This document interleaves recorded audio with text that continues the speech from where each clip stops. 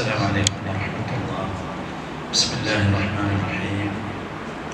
إن الحمد لله نحمده ونستعينه ونؤمن به ونتوكل عليه ونعوذ بالله من شرور أنفسنا وسيئات أعمالنا.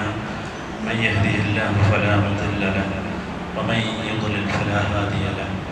أشهد أن لا إله إلا الله وحده لا شريك له وأشهد أن محمدا عبده ورسوله. اللهم صل وسلم على عبدك ورسولك نبينا محمد وعلى آله وأصحابه ومن سار على نهجهم إلى يوم الدين. يا أيها الذين آمنوا اتقوا الله حق تقاته ولا تموتن إلا وأنتم مسلمون. أعوذ بالله من الشيطان الرجيم. إن هذا القرآن يهدي للتي هي أقوم. സഹോദരങ്ങളെ, അല്ലാഹു സുബ്ഹാനഹു വ തആലയുടെ വലിയ തൗഫീഖ് കൊണ്ട് അല്ലാഹുവിൻ്റെ ഈ പരിശുദ്ധമായ ഭവനത്തിൽ അല്ലാഹുവിൻ്റെ ദീനിനെ കുറിച്ച്, അല്ലാഹുവിൻ്റെ ഖുർആനിനെ കുറിച്ച് പഠിക്കണം, മനസ്സിലാക്കണമെന്ന ആഗ്രഹത്തോടു കൂടി ഒരുമിച്ച് കൊണ്ടിരിക്കുകയാണ്. സത്യത്തിൽ വിശ്വാസികളായ നമ്മെ സംബന്ധിച്ചിടത്തോളം നമ്മൾ സാധാരണ നബി സല്ലല്ലാഹു അലൈഹി വസല്ലമയെ കുറിച്ച് പറയുമ്പോൾ പറയാറുണ്ട് മുസ്തഫ എന്ന നബിയെ കുറിച്ച് പറയാറുണ്ട്. മുസ്തഫ എന്നാൽ തിരഞ്ഞെടുക്കപ്പെട്ടവൻ എന്നാണ് അർത്ഥം.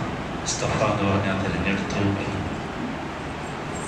സത്യത്തിൽ നബി മാത്രമല്ല മുസ്തഫ, മറിച്ച് അല്ലാഹു ഖുർആനിലൂടെ പരിചയപ്പെടുത്തുന്നത് നമ്മളെല്ലാവരും മുസ്തഫകളാണ്. എല്ലാവരും സൂറത്തുൽ ഫാത്തിറിൽ 32-ാമത്തെ വചനത്തിൽ ഖുർആനെ കുറിച്ച് പറയുന്നിടത്ത് പറയുന്ന ഒരു വാക്കുണ്ട്.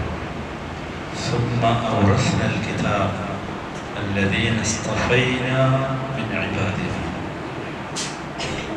ثم أورثنا الكتاب الذين اصطفينا من عبادنا. പിന്നീട് നാം ഈ കിതാബ്, ഈ അൽ കിതാബ് എന്ന് പറഞ്ഞാൽ ഉദ്ദേശിക്കുന്നത് ഖുർആനാണ്. ഈ ഖുർആനിനെ നാം അനന്തരാവകാശമായി നൽകി. ആർക്കാ നൽകിയത്? അല്ലാഹു പറയുന്നു അല്ലദീന ഇസ്തഫൈനാ മിൻ ഇബാദിനാ. നമ്മുടെ ഇബാദുകളിൽ നിന്ന് നാം പ്രത്യേകമായി തിരഞ്ഞെടുത്തവർക്ക്. ഇസ്തഫ അതേ പദമാണ് നബി തിരുമേനി സല്ലല്ലാഹു അലൈഹി വസല്ലമയെ കുറിച്ച് പറയാൻ നമ്മൾ ഉപയോഗിക്കുന്ന അതേ പദമാണ് അല്ലാഹു ആരെക്കുറിച്ച് ഉപയോഗിച്ചത്? ഖുർആനിനെ പഠിക്കുവാനും ഖുർആനിനെ ജീവിതത്തിൽ പകർത്തുവാനും ഒക്കെ ആഗ്രഹിക്കുന്നവരെ പറ്റി ഉദ്ദേശിച്ചത്. അത് കേവല ഉദ്ദേശമല്ല. അല്ലാഹുവിൻ്റെ വാക്യമായ വളരെ മനോഹരമാണ്. ഔറസ്ന എന്ന് പറഞ്ഞാൽ വറാസത്ത് എന്ന് പറഞ്ഞാൽ നമുക്കറിയാം, നമുക്ക് വാപ്പയും അമ്മയൊക്കെ മരിച്ചാൽ കിട്ടുന്ന സ്വത്താണല്ലോ വറാസത്ത്, അനന്തര സ്വത്ത്. അതുപോലെ അല്ലാഹു സുബ്ഹാനഹു വ തആല നമുക്ക് എല്ലാവർക്കും നൽകിയ അനന്തര സ്വത്താണ്, നമ്മുടെ അവകാശമാണ്. എന്ത്? അൽ കിതാബ്. അതാണ് സുമ്മ ഔറസ്ന കിതാബ്. എന്നിട്ട് ആർക്കാണ് അത് കൊടുത്തത് എന്ന് പറയുന്നത്? الذين اصطفينا من عبادنا. الذين اصطفينا من عبادنا. നമ്മുടെ ഇബാദുകളിൽ നിന്ന് നാം പ്രത്യേകമായി തിരഞ്ഞെടുത്തവർക്ക്. വിശുദ്ധ ഖുർആനിൽ അടിമകൾ എന്ന് പറയാൻ 2 പദങ്ങൾ ഉപയോഗിച്ചിട്ടുണ്ട്. അബ്ദ്. അബ്ദ് എന്ന പദത്തിന്റെ ബഹുവചനമാണ്. അബ്ദ് എന്ന് പറഞ്ഞാൽ അടിമ. അടിമകൾ എന്ന് പറയാൻ 2 പദങ്ങൾ ഉപയോഗിച്ചിട്ടുണ്ട്. ഒന്ന് ഇബാദ് എന്നാണ്, രണ്ടാമത്തേത് അബീദ് എന്നാണ്. രണ്ടും തമ്മിൽ വലിയ വ്യത്യാസമുണ്ട്. അതും ഇവിടെ അതിമനോഹരമായ ഒരു തിരഞ്ഞെടുപ്പാണ്. ഇബാദ് എന്ന് പറഞ്ഞാൽ അല്ലാഹുവിന് ഇഷ്ടപ്പെട്ട അടിമകളാണ് ഇബാദ്. അബീദ് എന്ന് പറഞ്ഞാൽ ഇഷ്ടപ്പെടാത്തവരും ഇഷ്ടപ്പെടുന്നവരുമൊക്കെ അബീദിൽപ്പെടും. ഇബാദ് എന്ന് പറഞ്ഞാൽ ഖാസായ പ്രത്യേകമായ ഒരു പദം. നിങ്ങൾ ഖുർആൻ പറിച്ച് നോക്കുമ്പോൾ അല്ലെങ്കിൽ ഖുർആൻ വായിക്കുമ്പോൾ ശ്രദ്ധിച്ചാൽ കാണും അതൊക്കെ. وإذا سألك عبادي عني فإني قريب. നമ്മൾ റമദാനിൽ ധാരാളം കേട്ടവരായിട്ടായിട്ട് റമദാനിനെ കുറിച്ച് പരാമർശിക്കുന്നിടത്താണ് ഇത് വന്നത്. وإذا سألك عبادي عني, അവിടെ അബീദി എന്നല്ല പറഞ്ഞത്, ഇബാദി എന്ന്. എന്തുകൊണ്ടാണ്, എന്താണ് അവിടെ പറയുന്ന വിഷയം നമ്മൾ മനസ്സിലാക്കുക. എൻ്റെ ഇബാദുകൾ, ഞാൻ ഇഷ്ടപ്പെടുന്ന എൻ്റെ പ്രിയപ്പെട്ട അടിമകൾ, അവർ നിന്നോട് നബിയെ എന്നെ കുറിച്ച് ചോദിക്കുകയാണെങ്കിൽ നിങ്ങൾ പറഞ്ഞു കൊടുക്കണം എന്ന് പറഞ്ഞുകൊണ്ടാണ് അവിടെ ഇബാദ് എന്ന് പറഞ്ഞത്. ഫബശ്ശിർ ഇബാദ് الذين يستمعون القول فيتبعون احسنه. ഫബശ്ശിർ ഇബാദ്, എൻ്റെ ഇബാദുകൾക്ക് നബിയെ അന്ന് സുവിശേഷം അറിയിക്കണം. എന്നിട്ട് ഇബാദ് ആരാന്ന് പറഞ്ഞു, الذين يتبعون القول. വല്ലാത്തൊരു വാക്കാണ് الذين يتبعون, കേൾക്കുകയും അതിനെ നന്നായി പിൻപറ്റുകയും ചെയ്യുന്ന. അപ്പൊ ഇബാദ്, ആ ഇബാദാണ് ഇവിടെ ഉപയോഗിച്ചത്. ثم أورثنا الكتاب الذين اصطفينا من عبادنا. നിങ്ങൾ ആലോചിച്ചു, ഈ ഖുർആനുമായി ബന്ധപ്പെട്ടുള്ള ഖുർആനിന്റെ സംസാരം ഒരുപാടുണ്ട്. അതിൽ ഏറ്റവും മനോഹരമാണെന്ന് എനിക്ക് തോന്നുന്ന ഒരു വാക്കാണ് അല്ലെങ്കിൽ ഒരു വചനമാണ് ഈ സൂറത്തുൽ ഫാത്തിറിലെ 32-ാമത്തെ വചനം. അല്ലാഹു സുബ്ഹാനഹു വ തആല ഇസ്തിഫ ചെയ്ത കൂട്ടത്തിൽ നമ്മെ ഉൾപ്പെടുത്തുമാറാകട്ടെ. നിങ്ങൾ അതിനു വേണ്ടിയാണ് ഇവിടെ ഒരുമിച്ച് കൂടിയിട്ടുള്ളത്. ഒരു ഖുർആൻ ക്ലാസ് തുടങ്ങുകയാണ്. അത് ഈ ഖുർആൻ ക്ലാസ്സിൽ പങ്കെടുക്കാൻ അല്ലെങ്കിൽ ഖുർആൻ ക്ലാസ്സിൽ എത്തിച്ചേരാൻ, ഖുർആൻ ക്ലാസ്സിൽ ചേരണം, ഖുർആൻ കേൾക്കണം, മനസ്സിലാക്കണം, അതനുസരിച്ച് ജീവിക്കണം എന്നൊക്കെ ആഗ്രഹിക്കുക എന്ന് പറയുന്നതാണ് ഈ ഇസ്തിഫാഇന്റെ അടയാളം. എന്നിട്ട് അല്ലാഹു 3 വിഭാഗമായി ജനങ്ങളെ വേർതിരിക്കുന്നുണ്ട്. സാധാരണ ജനങ്ങളെയല്ല, ഇബാദുകളെയാണല്ലോ. ഇബാദുകൾക്കാണ് ഇതിന് അവസരം കിട്ടുന്നത്. അൽഹംദുലില്ലാഹ് നമ്മൾ ഇബാദുകളിൽ പെട്ടു എന്നത് ഇതിനു വേണ്ടി തുടക്കം കുറിക്കുവാനും ഒരുമിച്ച് കൂടുവാനും ഒക്കെ സാധിച്ചു എന്നത് അല്ലാഹു നമ്മളെ ഇബാദുകളിൽ പെടുത്തി എന്നതിൻ്റെ ഒരു ലക്ഷണമാണ്, അടയാളമാണ്. എന്നിട്ട് 3 വിഭാഗം ആളുകളെ കുറിച്ച് പറയുന്നത്, അത് നമ്മളാണ് ആ 3 വിഭാഗം. ഒന്നാമത്തേത് അല്ലാഹു പറഞ്ഞത് ഫമിൻഹും ളാലിമുൻ ലിനഫ്സിഹി, അതാണ് ഒന്നാമത്തെ വിഭാഗം. തന്നോട് തന്നെ അക്രമം പ്രവർത്തിച്ചിട്ടുള്ള വ്യക്തി. ആരുടെ കൂട്ടത്തിലാണ്? ഇബാദുകളുടെ കൂട്ടത്തിൽ. ഇബാദുകളുടെ കൂട്ടത്തിൽ നമുക്കറിയാം, തന്നോട് തന്നെ അക്രമം പ്രവർത്തിക്കുക എന്ന് പറഞ്ഞാൽ ഖുർആൻ ധാരാളമായി ഈ പദം പ്രയോഗിച്ചിട്ടുണ്ട്. ഒരാൾ അള്ളാഹുവിൻ്റെ വിലക്കുകളെ പരിഗണിക്കാതെ ജീവിക്കുമ്പോൾ അള്ളാഹു അവരിടുന്ന പേരാണ് എന്ത്? ളാലിമുൻ ലിനഫ്സിഹി. അള്ളാഹു ചെയ്യാൻ പാടില്ല എന്ന് പറയുന്ന കാര്യങ്ങൾ അതിനെ ആദരിക്കാതെ യഥേഷ്ടം അത് ചെയ്ത് ജീവിക്കുന്ന ആളുകളുണ്ട്. സത്യത്തിൽ അവൻ ഭയങ്കര വിഡ്ഢിയാണ്. കാരണം അല്ലാഹു സുബ്ഹാനഹു വ തആലയാണല്ലോ ഈ മനുഷ്യകുലത്തിന്റെ എഞ്ചിനീയർ. ആ എഞ്ചിനീയർ പറയുകയാണ്, നിങ്ങളിത് കുടിക്കരുത്, അത് കഴിക്കരുത്, അങ്ങോട്ട് നോക്കരുത്, ഇത് കേൾക്കരുത് നോക്കി. എന്തിനായിരിക്കും നമ്മൾ ആലോചിക്കണ്ടേ? എന്തിനായിരിക്കും? അത് നമുക്ക് വേണ്ടിയല്ല. നമ്മുടെ വണ്ടി, ഒരു പെട്രോൾ വണ്ടി ഡിസൈൻ ചെയ്ത എഞ്ചിനീയർ പറയുകയാണ്, നിങ്ങളതിൽ ഡീസൽ ഒഴിക്കരുത് എന്ന് പറഞ്ഞാൽ നമ്മളത് ഡീസൽ ഒഴിക്കില്ലല്ലോ. കാര്യം എന്താ? ഡീസൽ ഒഴിച്ചാൽ വണ്ടി ചീത്തയാവും. അത് പെട്രോൾ അനുസരിച്ച് ഓടാനുള്ളതാണ് അതിൻ്റെ എഞ്ചിൻ എന്ന് പറയുന്നത്. അതുപോലെയാണ് ഇത്. അല്ലാഹു സുബ്ഹാനഹു വ തആലക്കല്ലാതെ മറ്റാർക്കും പറയാൻ സാധ്യമല്ല. അല്ലാഹു വിലക്കിയത് അതുകൊണ്ട് മാത്രമാണ്. ഒരുപാട് സ്ഥലങ്ങളിൽ അല്ലാഹു അത് വിശദീകരിച്ചിട്ടുണ്ട്. ഹറാം എന്ന പദത്തെക്കുറിച്ച് വിശദീകരിക്കുന്നിടത്ത് അത് കാണാം. അല്ലാഹു ഹറാമാക്കിയത് എന്ത് മാത്രമാണ്? ഖുൽ ഇന്നമാ ഹറമ റബ്ബിയൽ ഫവാഹിഷ് മാ ദഹറ മിൻഹാ വമാ ബതൻ. അല്ലാഹു ഫവാഹിഷുകൾ മാത്രമാണ് ഹറാമാക്കിയത്.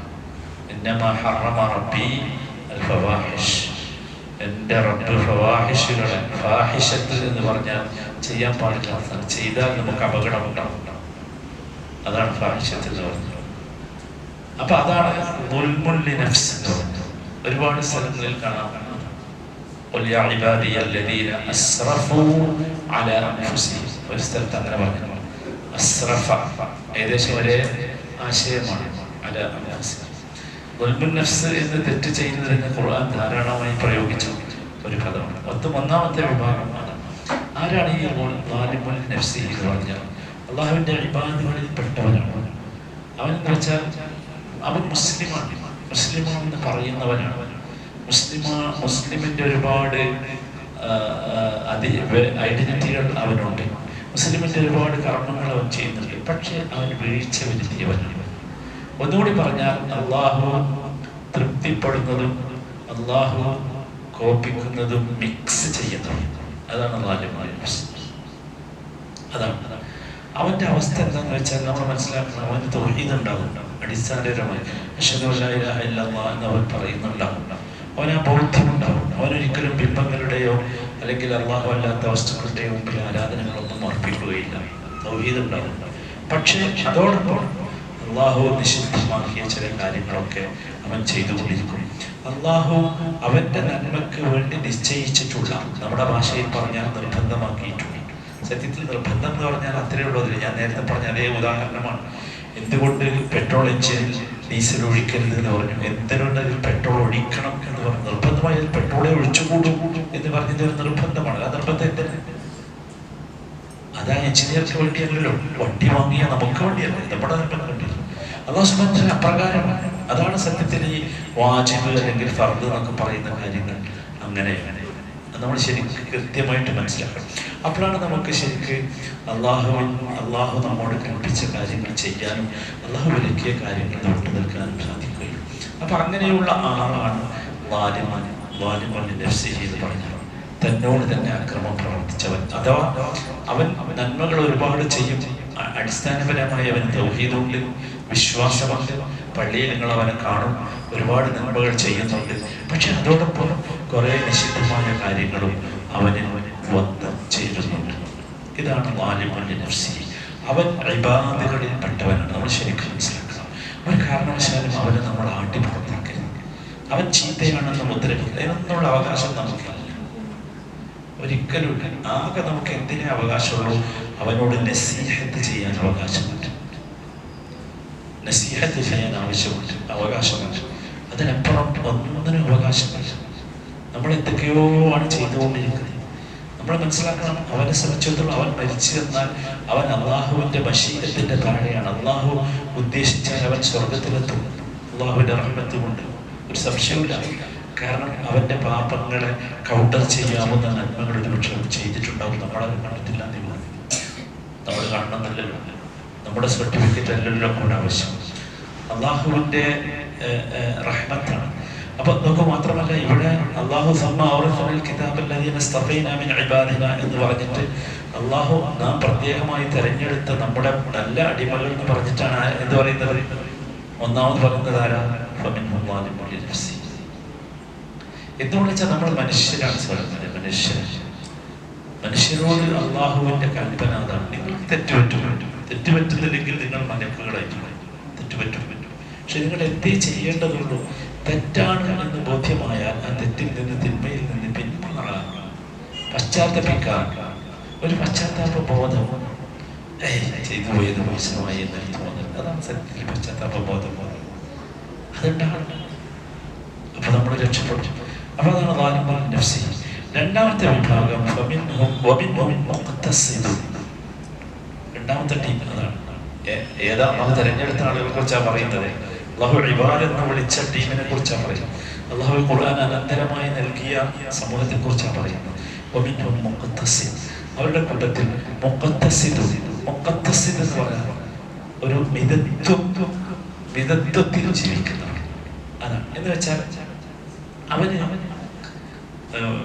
അള്ളാഹു കൽപ്പിച്ചതൊക്കെ ചെയ്യും, വിലക്കിയതൊക്കെ മാറി. പക്ഷെ വേറൊന്നും ചെയ്യില്ല, എക്സ്ട്രാ ഒന്നും. നമ്മൾ ഫിഖിന്റെ ഭാഷയിൽ പറഞ്ഞാൽ സുന്നത്തൊന്നോടുകൂടെ ഫർദൊക്കെ നിസ്കരിക്കും. അള്ളാഹുവായിട്ട് നല്ല ബന്ധമായിരിക്കും. ഫർദ് നമുക്ക് നോക്കും, പക്ഷെ സുന്നത്ത് നോമ്പൊന്നും നോക്കൂല. മുഖത്തസിൻ എന്ന് പറഞ്ഞാൽ മുഖത്തസിൻ അഥവാ അവൻ അള്ളാഹു നിർബന്ധമാക്കിയ കാര്യങ്ങളൊക്കെ അവൻ ചെയ്യും, ഹറാമാക്കിയ കാര്യങ്ങളിലൊക്കെ അവൻ വിട്ടു നിൽക്കും. പക്ഷെ അതിനപ്പുറം ഒന്നും ഉണ്ടാവില്ല. അങ്ങനെ കുറെ ആളുകൾ നമ്മുടെ സമൂഹത്തിൽ കാണാറുണ്ട്. അവർ നല്ല മനുഷ്യരാണ്, നല്ല മനുഷ്യരാണ്. നമ്മൾ ചിലപ്പോൾ വിചാരിക്കും ഇയാൾക്ക് എന്താ കുറച്ചും കൂടി ഒന്ന് നന്നായിക്കൂടെ, ഒന്നും കൂടി അങ്ങനെ ആയിക്കൂടെ. അതിൽ അള്ളാഹു അവിടെ എത്തിച്ചില്ല, മുത്തസ്സിദാക്കിയില്ല. അതാണ് മുത്തസ്സിദ് എന്ന് പറയുന്നത്. ആക്കിയല്ലോ. അത് ആണുങ്ങളിലും പെണ്ണുങ്ങളിലും ഒക്കെ നമ്മൾ കാണും. ഈ പറഞ്ഞതൊക്കെ ആണിനും പെണ്ണുങ്ങളും ബാധകമാണ്. മനസ്സിലായി? അവരെ കുറിച്ച് നമുക്കൊരു ചീത്ത വിചാരമോ ചിന്തയോ ഒന്നും വരാൻ പാടില്ല. അവർ നല്ല മനുഷ്യരാണ്. കാരണം അവര് ഏറ്റവും ചുരുങ്ങിയത് ആ മിതത്വാവസ്ഥയിൽ അവർ നിലനിൽക്കുന്നുണ്ട്. ഒരു സംശയമില്ല. അവൻ അള്ളാഹുവിൻ്റെ അടുത്ത് വലിയ സ്ഥാനമുള്ളവനായിരിക്കും, ഒരു സംശയമില്ല. അതാണ് രണ്ടാമത്തെ വിഭാഗം. അവസാനമായി അള്ളാഹു എണ്ണിയത്, അതാണ് ഇതിന്റെ മനോഹരമായ രൂപവും. അവസാനമായി അള്ളാഹു പറയുന്നത് ومنهم سابق بالخيرات ومنهم سابق بالخيرات بإذن الله. അള്ളാഹുവിന്റെ അനുവാദപ്രകാരം നന്മകളിലേക്ക് കുതിക്കുന്നവർ, അതാണ് മൂന്നാമത്തെ വിഭാഗം. അസ്സാബിഖു ബിൽ ഖൈറാത്ത്. നമുക്ക് ആഗ്രഹിക്കേണ്ടത് അതിലാണ്. മുസ്ലിമാണ് അവൻ അള്ളാഹു നിർബന്ധമാക്കിയ കാര്യങ്ങളൊക്കെ അവൻ അനുഷ്ഠിക്കും. അള്ളാഹു വിലക്കിയ കാര്യങ്ങളിലൊക്കെ അവൻ വിട്ടു നിൽക്കുന്നു. മാത്രമല്ല അവൻ്റെ ആഗ്രഹം എപ്പോഴും ഉന്നതിയിലെത്തണം എന്നായിരിക്കും. എനിക്ക് കൂടുതൽ ചെയ്യണം, കൂടുതൽ അവസരം കിട്ടണം, എനിക്ക് ഈമാനിൻ്റെ ഉന്നതിയിലെത്തണം, എനിക്ക് നന്മകൾ ചെയ്യാൻ അവസരം കിട്ടണം. അവൻ തേടി നടക്കണം. നന്മകൾ ചെയ്യാനുള്ള അവസരത്തെ അവൻ തേടി നടക്കണം. അതാണ് സാബിഖുൻ ബിൽ ഖൈറാത്ത് എന്ന് പറഞ്ഞത്. അവൻ ഭയങ്കരമായിട്ട് പരിശ്രമിക്കുന്ന ആളായിരിക്കും.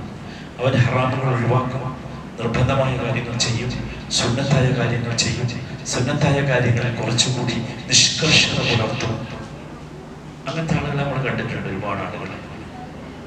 അതിനെക്കുറിച്ച് ചിലപ്പോൾ നമ്മളൊരു മോശമായ വിചാരമൊക്കെ വിചാരിക്കാറുണ്ട്. ഒരു മുത്തഖി എന്നൊക്കെ പറഞ്ഞ് അവനെ ചിലപ്പോൾ നമ്മൾ പരിഹസിക്കുകയോ ആക്ഷേപിക്കുകയോ അല്ലെങ്കിൽ നമ്മുടെ ഉള്ളിൽ അങ്ങനെ അനാവശ്യമായ ചിന്തകൾ വരികയോ ഒക്കെ ചെയ്യാറുണ്ട്.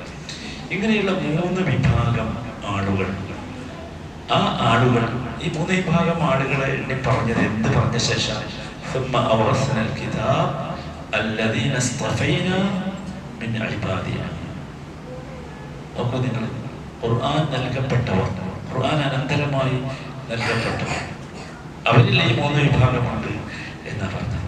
നോക്കൂ, നമ്മൾ ആലോചിക്കേണ്ടത്, നമ്മളൊരു ഖുർആൻ ക്ലാസ് തുടങ്ങുന്നതിൻ്റെ ആദ്യ ദിവസമാണ് ഞാനിത് പറയുന്നത്.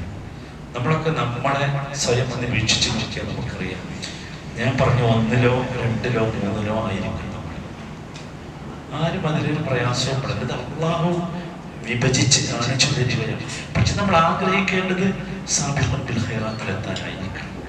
നിങ്ങൾ ആലോചിക്കുമ്പോൾ ഇവിടെ അല്ലാഹു സുബ്ഹാനഹു വ തആല 3 വിഭാഗം ആളുകളെ, അവരെ ഈ 3 വിഭാഗം ആളുകളെ അള്ളാഹു പ്രത്യേകമായി തെരഞ്ഞെടുത്തു എന്നാണ് പറയുന്നത്.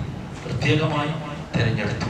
ഒന്നാമത്തെ വിഭാഗം ആളുകൾ ദുൽമുൻ നഫ്സ് ചെയ്യുന്നവരാണ്. പക്ഷെ അവർക്ക് ആ ചെയ്തത് തങ്ങളോട് തന്നെ ചെയ്ത അക്രമമാണ് എന്ന് തോന്നിപ്പോയി. എന്തിനായിരിക്കും? ഞാൻ പലപ്പോഴും ആലോചിച്ചിട്ടുണ്ട്, എന്തിനായിരിക്കും അള്ളാഹു ഈ 3 വിഭാഗത്തെ എണ്ണിയപ്പോൾ ഈ വിഭാഗത്തെ ആദ്യം പറഞ്ഞത്? സത്യത്തിൽ ആദ്യം പറയേണ്ടത് അവസാനം പറഞ്ഞ വിഭാഗത്തെ അല്ലേ? ഇതൊക്കെ മനസ്സിലായിട്ടില്ലല്ലേ പറയുന്നത്? ആദ്യം പറയേണ്ടത് അവസാനം പറഞ്ഞ വിഭാഗത്തെ അല്ലേ? പ്രത്യേകിച്ച് അള്ളാഹു തെരഞ്ഞെടുത്ത വിഭാഗം, ഖുർആൻ അനന്തരാവകാശമായി നൽകിയ വിഭാഗം എന്നൊക്കെ പറയുമ്പോൾ ആദ്യം പറയേണ്ടത് ആരെയാണ്? സാബിഖുൻ ബിൽ ഖൈറാത്തിനല്ലേ? പക്ഷെ അള്ളാഹു അങ്ങനെയല്ല പറഞ്ഞത്. അള്ളാഹു ആദ്യം പറഞ്ഞത് തന്നോട് തന്നെ അക്രമം പ്രവർത്തിച്ച വിഭാഗത്തിനായിരിക്കും. എന്തിനാണെന്ന് അറിയുക? എന്തിനാണ്? മുഫസ്സിറുകളൊക്കെ വിശദീകരിച്ചിട്ട് അള്ളാഹുവിന്റെ റഹ്മത്തിൽ നിന്ന് ഒരു വിശ്വാസി നിരാശനാകാതിരിക്കാൻ. അള്ളാഹുവിന്റെ റഹ്മത്തിൽ നിന്ന് ഒരു വിശ്വാസി നിരാശനാകാതിരിക്കാനാണ് ആദ്യം ആരും പറഞ്ഞത്. ഖുർആൻ അനന്തരമായി നൽകിയ വിഭാഗത്തെക്കുറിച്ച് ചിത്രീകരിക്കുമ്പോൾ ആദ്യമായി ചിത്രീകരിച്ചത് തങ്ങളോട് തന്നെ അക്രമം ചെയ്ത, തെറ്റ് പ്രവർത്തിക്കുന്ന, തെറ്റുകൾ വന്നു പോകുന്ന ഒരു മനുഷ്യനെ കുറിച്ച്. ഇപ്പം നമ്മൾ മനസ്സിലാക്കേണ്ടത്, എല്ലാ മഹല്ലുകളിലും ഖുർആൻ ക്ലാസ്സുകൾ തുടങ്ങാറുണ്ട്. ഈ തുടങ്ങിയ ഒരു ആരംഭ ശൂന്യത്വം പലപ്പോഴും നമുക്ക് പിന്നെ കാണാറില്ല. നമ്മളൊക്കെ ശ്രദ്ധിക്കേണ്ടത് എന്താ വെച്ചാൽ, ഇതിനാവശ്യം ഈ 3 വിഭാഗമാണ് നമ്മളിത് മനസ്സിലാക്കാറുള്ളത്. അതിൽ ഒന്നാമത്തെ വിഭാഗത്തെയാണ് അള്ളാഹു ആദ്യം പറഞ്ഞത്. നമ്മൾ മനസ്സിലാക്കേണ്ടത്. ഞാനും നിങ്ങളൊക്കെ എതിർപ്പെടും, ചിലപ്പോൾ എതിർപ്പെടാം, വാലിമുൽ നഫ്സിൽപ്പെടാം. നമ്മൾ പരസ്പരം നമ്മുടെ ബാധ്യത പരസ്പരം ഓർമ്മിപ്പിക്കണം. നസീഹത്തോടു കൂടി, ദേഷ്യമില്ലാതെ, പകയില്ലാതെ, വെറുപ്പില്ലാതെ, എൻ്റെ ഉള്ളിൽ എൻ്റെ ഹൃദയത്തിനകത്ത് സ്നേഹം നിറച്ച് നമ്മുടെ ക്ലാസ്സിൽ വരുന്ന ഒരാളെ കാണാതായി. നമുക്കവനെ കാണാൻ പോകാൻ സാധിക്കണം, അവനെ വിളിക്കണം, അവനെ സന്ദർശിക്കണം, അവൻ്റെ പ്രശ്നമാണ് എന്താണെന്ന് അന്വേഷിക്കണം. ഒന്നും പോരാ, ചിലപ്പോൾ മടിയായിരിക്കും, ചിലപ്പോൾ എന്തെങ്കിലും പിശാചി കൊണ്ടുവരുന്ന എക്സ്ക്യൂസുകളായിരിക്കും. പിശാചിൻ്റെ ഡ്യൂട്ടി അതാണല്ലോ, അവനത് ഏറ്റെടുത്തതാണ്. ഏറ്റവും പ്രയാസം പിശാചിന് ഒരാൾ ഖുർആൻ പഠിക്കുന്നതാണ്. കാര്യം എന്താ വെച്ചാൽ ഖുർആനെ കുറിച്ച് ഖുർആൻ പറഞ്ഞത് എന്താ? ഏറ്റവും ശരിയായതിലേക്ക് മനുഷ്യനെ നേർവഴി കാണിക്കുന്നത് ഖുർആനാണ്. ഖുർആൻ എന്ന് പറഞ്ഞാൽ ഈ പുസ്തകമല്ല ഞാൻ പറയുന്നത്, ഈ പേജുകളല്ല ഞാൻ പറയുന്നത്. നിങ്ങൾ പഠിക്കേണ്ടതും ഈ പുസ്തകമല്ല, ഇതൊരു പുസ്തകമാണ്. ഇതിന് മുസ്ഹഫ് എന്ന പേര്, ഖുർആൻ എന്നല്ല. ഖുർആൻ എന്ന് പറഞ്ഞാൽ അതിന്റെ ഭാഷാർത്ഥം തന്നെ വായിക്കപ്പെടുന്നത് എന്നാണല്ലോ. അത് കേവല വായനയല്ല. ഖുർആൻ വായിക്കേണ്ട രീതി ഖുർആൻ പറഞ്ഞിട്ടുണ്ട്. അല്ലേ? അല്ലദീന യത്ലൂന ഹഖ്ഖ തിലാവതി. രണ്ട് പദങ്ങളാണ് ഖുർആൻ പ്രയോഗിച്ചത്. ഒന്ന് തർത്തീലാണ്, ഒന്ന് തിലാവത്താണ്. രണ്ടിനും ഒരു ഫോളോ അപ്പ്, തുടർച്ച വേണം. നമുക്ക് ഇഷ്ടമുണ്ടാവും വായിക്കുക, അവസാനിപ്പിക്കുക, അതല്ല, ഒരു ഫോളോ അപ്പ് ഉള്ള. നമ്മൾ സാധാരണ ചില ഇഷ്ടപ്പെട്ട പുസ്തകങ്ങളൊക്കെ, ഇഷ്ടപ്പെട്ട ഒരു നോവൽ വായിക്കാൻ നമ്മൾ എടുത്തു നോക്കുക, ചിലപ്പോൾ നമുക്ക് കയ്യിൽ നിന്ന് വെക്കാൻ തോന്നില്ല. അത്ര മനോഹരമായിരിക്കും ആ നോവൽ, നമുക്ക് ഇഷ്ടമായിരിക്കും. ഇനി എപ്പോഴെങ്കിലും കയ്യിൽ നിന്ന് വെക്കേണ്ടി വന്നാൽ, വായന നിർത്തേണ്ടി വന്നാൽ നമ്മളൊരു അടയാളമൊക്കെ വെക്കുമല്ലോ അവിടെ, അല്ലെങ്കിൽ നമ്മൾ ഓർമ്മയിലുണ്ടാകുമല്ലോ ഇന്ന സ്ഥലത്താണ് എത്തിയത്. അതാണ് ശരിക്കും തിലാവത്ത് എന്ന് പറയുന്നത്. Follow up. തല എന്ന് പറഞ്ഞാൽ തുടരുക എന്നാണ് ഭാഷയിലുള്ള. നമ്മൾ മനസ്സിലാക്കേണ്ടത്, നമ്മൾ പരസ്പരം മനസ്സിലാക്കണം. നമ്മളിലൊക്കെ ആരുണ്ടാകും? ഈ വാലിമല്ലി നഫ്സിഹി എന്ന് പറഞ്ഞ വിഭാഗമുണ്ടാവും. അപ്പൊ നമ്മൾ പരസ്പരം ഓർമ്മിപ്പിക്കണം, ഉണർത്തണം. നിങ്ങൾ വളരെ സീരിയസ് ആയിട്ടാണ് ഖുർആൻ പഠിക്കാൻ ഒരുങ്ങുന്നത്. എനിക്ക് നിങ്ങളോട് പറയാനുള്ളത്, ഒരാളിനെ ഏറ്റെടുക്കണം, അയാൾക്ക് വലിയ പ്രതിഫലമുണ്ട്. ഓർമ്മിപ്പിക്കാനും വിളിക്കാനും പറയാനും നസീഹത്തോടും കൂടി, ഒരു തരത്തിലുള്ള ദുഷ്ടലാഭമില്ലാതെ, ഒരു പരിഹാസത്തിന്റെ ലാഞ്ചന പോലുമില്ലാതെ, ആക്ഷേപത്തിന്റെ ലാഞ്ചന പോലുമില്ലാതെ ഒരാളെ ഏറ്റെടുക്കണം, ഒരമീർ നടത്തണം. അതാണ് യഥാർത്ഥത്തിൽ ഇന്ന് രക്ഷപ്പെടാനുള്ള വഴി എന്ന് നമ്മൾ മനസ്സിലാക്കുക. നോക്കൂ, അവസാനമാണ് അള്ളാഹു ആരെ കുറിച്ച് പറഞ്ഞു? നന്മയിൽ മുന്നേറുന്നവനെ കുറിച്ച് എന്ന് പറഞ്ഞത് അവസാനമാണ്. എന്തുകൊണ്ടൊക്കെ അവസാനം പറഞ്ഞു? എന്തുകൊണ്ടാണ് തിന്മ ചെയ്യുന്നവൻ ആദ്യം പറഞ്ഞത്? നമ്മൾ മനസ്സിലാക്കിയല്ലോ. തിന്മ ചെയ്യുന്നവന്, തെറ്റുപറ്റിയവന് നിരാശ വരാതിരിക്കാനാണ്. തെറ്റുപറ്റിയവനും വേണം ഖുർആൻ ക്ലാസ്. ഖുർആൻ എന്ന് പറഞ്ഞാൽ തിരുത്താനുള്ളതാണ്. അവനെ പറ്റില്ല, അവൻ കള്ളുകൂടി, അങ്ങനെ പറയുന്നു. കള്ളു കുടിച്ചോട്ടെ, കള്ളു കുടിച്ചോട്ടെ, ഓൻ ഖുർആനിലേക്ക് വന്നാൽ കള്ളുകൂടി നിർത്തും, ഒരു സംശയമില്ല. ഖുർആൻ അവന്റെ ഹൃദയത്തിലേക്ക് എത്തിച്ചേർന്നാൽ അവൻ കള്ളുകൂടിയാൽ എല്ലാം നിർത്തും, എല്ലാ തോന്നിയാസവും നിർത്തും. ഖുർആൻ എന്ന് പറഞ്ഞാൽ അതാണ്. ഖുർആൻ ശിഫയാണല്ലോ, അല്ലെ? എല്ലാവർക്കും അറിയാലോ. ഖുർആന്റെ ഒരുപാട് സവിശേഷതകളിൽ അതിമനോഹരമായ ഒന്ന് ഖുർആൻ ശിഫയാണ് എന്നാണ്. അത് ശിഫയാണ്, റഹ്മത്താണ്.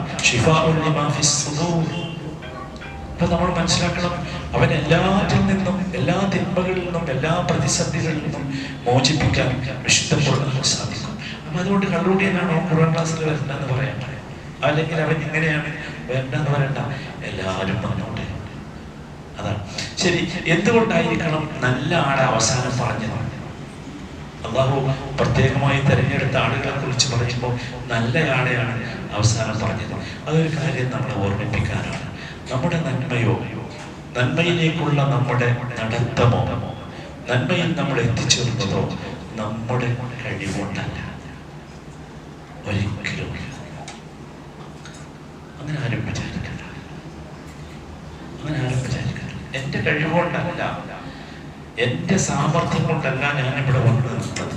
ഇത് അള്ളാഹുവിൻ്റെ തീരുമാനമാണ് അല്ലേ? ഞാൻ ഇന്ന് രാവിലെ ഉണരുമ്പോൾ ഞാൻ ആലോചിച്ചിട്ടില്ല ഇവിടെ വന്ന് നിങ്ങളോട് ഇത് സംസാരിക്കുന്നുണ്ടോ. ഇത് അള്ളാഹുവിന്റെ തീരുമാനം. നമ്മൾ ആലോചിക്കുന്നത് എന്ന് പറയുന്ന ഒരു ദിക്റുണ്ടല്ലോ. നബി സല്ലല്ലാഹു അലൈഹി വസല്ലം അതിനെ കുറിച്ച് പറഞ്ഞത്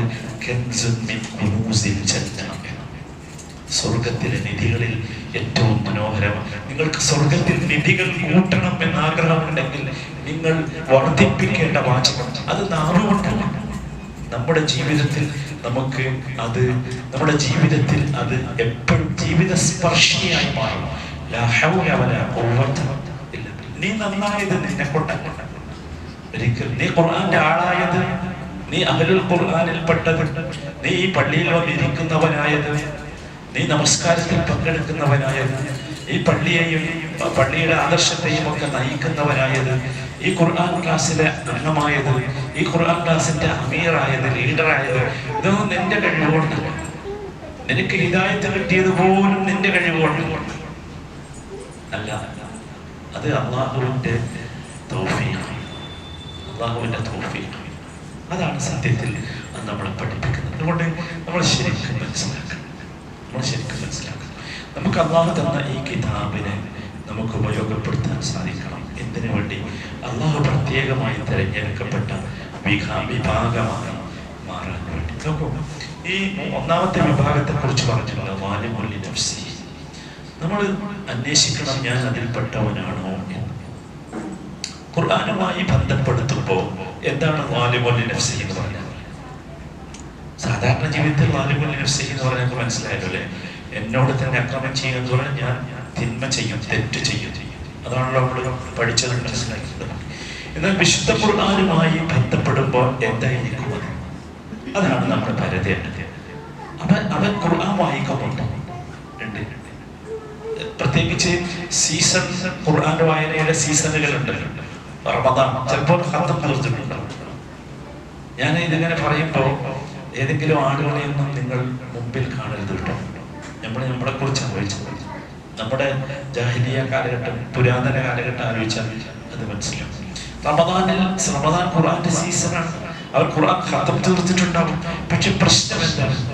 അവൻ ഖുർആൻ വായിച്ചത് അവന്റെ തൊണ്ടക്കുഴിയിൽ നിന്ന് ഖുർആൻ താഴേക്ക് ഇറങ്ങാത്ത രീതിയാണ്. അവനാണ് ഖുർആന്റെ വീക്ഷണത്തിൽ ഖുർആനുമായി ബന്ധപ്പെടുമ്പോൾ വാലിമുൽ നഫ്സിഹി എന്ന് പറഞ്ഞു. എന്താണ് തൊണ്ടക്കുഴിയിൽ നിന്ന്? റസൂലുള്ളാഹിയുടെ പ്രയോഗമാണ് എന്റേത്. ഖുർആൻ തൊണ്ടക്കുഴിയിൽ നിന്ന് താഴേക്ക് പോയില്ല എന്ന് പറഞ്ഞാൽ എന്താ? നാവിന്മേൽ മാത്രമായി അവന്റെ ഹൃദയത്തിലേക്ക് എത്തിയില്ല. ഹൃദയത്തിലേക്ക് എത്താത്തത് കൊണ്ട് തന്നെ അവൻ പ്രവർത്തനങ്ങളിൽ അത് കണ്ടില്ല. അവൻ വായിച്ചിട്ടുണ്ട് ഖുർആൻ വായിക്കുമ്പോൾ അവൻ വായിച്ചിട്ടുണ്ട്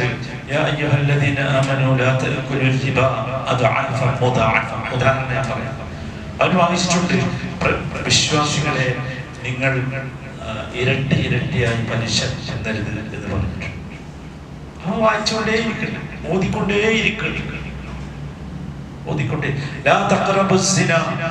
ഖുർആൻ ഓതിക്കൊണ്ടേയിരിക്കുന്നു. സിനയെ നീ സമീപിക്കുക പോലും അരുത് എന്ന് പറയുന്നുണ്ട്. പക്ഷെ എന്ത് ചെയ്തിട്ടില്ല? അതാ നാവിൽ നിന്ന് താഴെ പോയിട്ടില്ല. ആ ഒരു ബോധ്യത്തിലേക്ക് അവൻ എത്തിയിട്ടില്ല. അത് മാത്രമല്ല, നമസ്കാരം ഞാൻ പറഞ്ഞല്ലോ, അവൻ ചിലപ്പോൾ നമസ്കാരം കൃത്യമായി ചെയ്യൂല. ഓൻ വായിക്കുന്നുണ്ട് നമസ്കാരം കണിശമായി കൃത്യമായി സമയബന്ധിതമായി നിർവഹിക്കേണ്ട ഒരു കർമ്മമാണ് എന്ന്. പക്ഷെ പ്രശ്നം എന്താണെന്ന് വെച്ചാൽ ആ വായിച്ചത് എത്തിയില്ല, അവന്റെ ഉള്ളിലേക്ക് ചെന്നില്ല. അതാണ് ഇവിടെ ഖുർആനുമായി ബന്ധപ്പെട്ട് വാലിമുൽ നഫ്സിഹി എന്ന് പറയുന്നത്. മനസ്സിലായി? അപ്പൊ ഖുർആൻ ക്ലാസ്സിൽ പഠിച്ചു എന്നതുകൊണ്ടായില്ല കേട്ടോ. ഖുർആൻ ആരും പഠിക്കാൻ വേണ്ടി പഠിക്കണ്ട, ഖുർആൻ ജീവിതത്തിലാക്കാൻ വേണ്ടി പഠിക്കണം. അതാണ് വേണ്ടത്. ഖുർആൻ ജീവിതത്തിലാക്കാൻ വേണ്ടി പഠിക്കണം. എനിക്ക് നിങ്ങളോട് പറയാനുള്ള ഒരു കാര്യം, നിങ്ങളുടെ ഉസ്താദ് നിങ്ങളെ ഖുർആൻ പഠിപ്പിച്ചാൽ 5 or 6 ആയത്ത് ഒരു ദിവസം പഠിപ്പിച്ചാൽ